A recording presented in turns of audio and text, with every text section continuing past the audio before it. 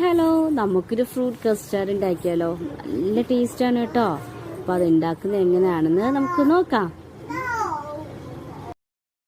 അപ്പോൾ fruit salad ഉണ്ടാക്കാൻ വേണ്ടിയിട്ട് ഈ ഫ്രൂട്ട്സ് കഴുകിയിട്ടെടുത്ത് നമ്മൾ കട്ട് ചെയ്യും.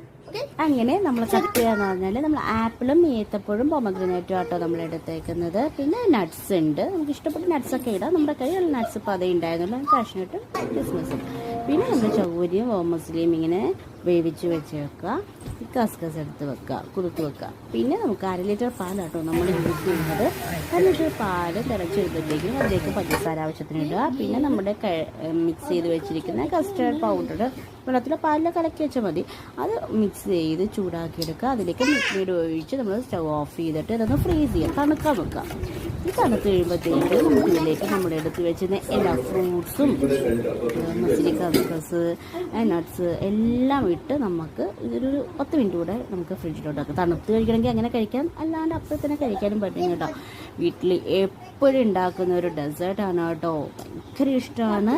അപ്പോൾ എല്ലാവരും വീട്ടിൽ ട്രൈ ചെയ്ത് നോക്കുക. Thank you.